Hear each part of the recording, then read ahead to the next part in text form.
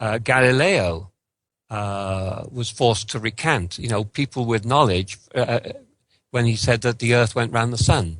All sorts of knowledge was suppressed, and so all sorts of knowledge about how the nasty inner workings of the church was suppressed, and anybody who spoke out would suffer the consequences of forfeit their life. They'd be murdered.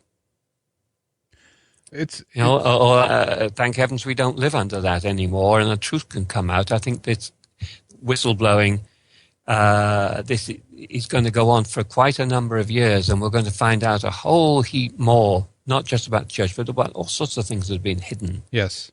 Wonderful time for the truth to emerge. Absolutely, and all the various points of view from people individually can now be found out about as well, pretty much, if we're talking about people who actually actively are on the internet and writing their own, doing their own websites or writing their own blogs or what have you, that their story can also be heard now finally, and from their perspective, which is a very, very good thing. And do you think that all this is a sign that the Roman Catholic Church then in that sense actually is losing power, or is it just that they actually haven't managed to keep up with the times, and they don't really have kind of figured out what actually is going on yet? What do you think their mentality is to this?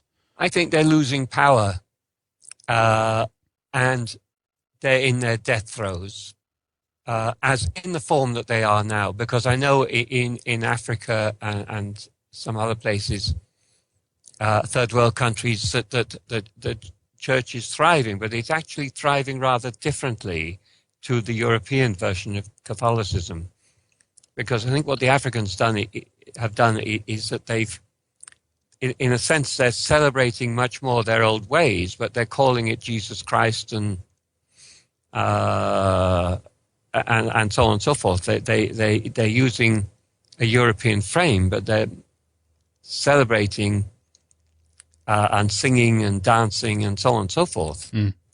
But it's a way they've managed to keep their old ways alive under the thrall of the church. But the church is losing its power. So I think that the European version of the church, it stays numbered, but I mean in the odd century maybe or two. What do you think about, if we talk about this in the context of the teachings of Jesus Christ in that sense? Do you think that they've, if you will, bastardized, his teaching and used him, for their own gain, for their own purposes? Are they a true representative of those, do you think? Or do you think that the message that comes from Jesus and all that is fraudulent, so to speak, at the source of it? No, I think the message that comes, the best of the message that comes is great.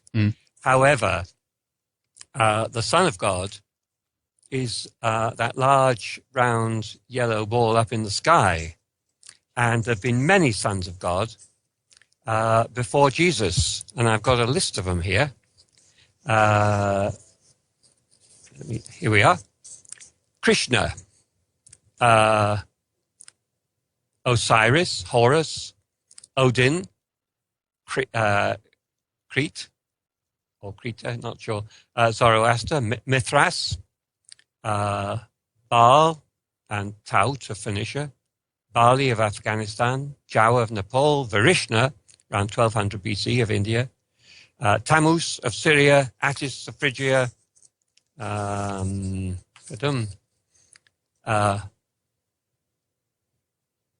etc., etc. A whole load of them. Dionysus. It's quite Adonis. A few there, yeah. Yeah.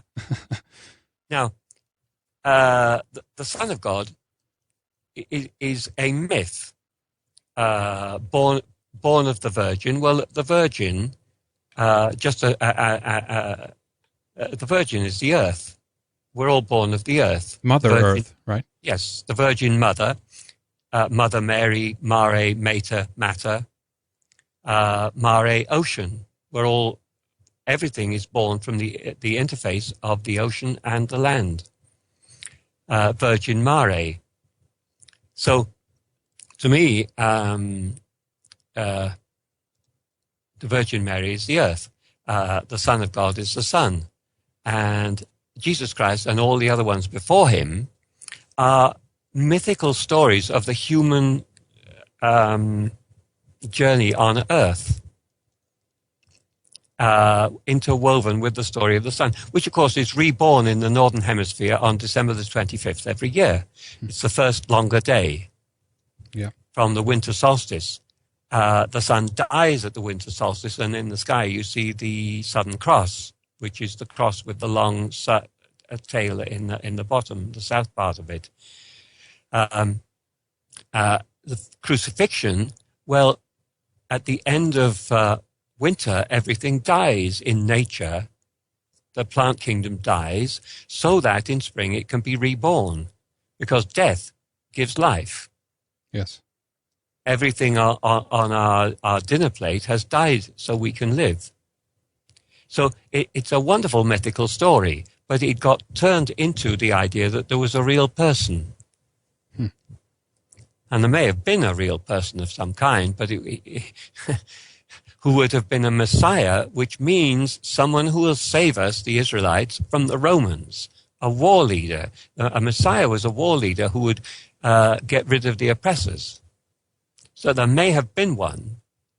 And there's some wonderful work done by Ralph Ellis about Jesus, the King of the Jews, the King of Judea of that time, who was crucified, in fact, more like, I think, around AD 60 or 70. And he's done a lot of research on that. So there could well be a real person who's been woven into a myth.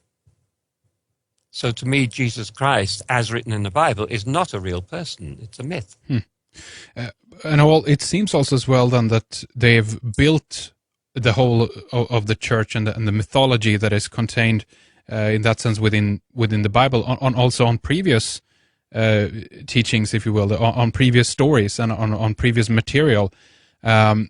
And I guess that this would have been the only way for them to do it, because if they would have started over from scratch, it wouldn't have worked. For instance, I'm thinking of places up here in the north, both Norway and Sweden and Denmark. When Christianity moved in here, obviously they didn't build a church in the style of a Roman cathedral, as it were, or in their own architectural style. They very much adopted into the current culture and adopted our culture up here, our version of architecture, to build a church that was a little bit of a blend. It's a period of when they go into the culture more and infiltrate, if you will, over a long period of time.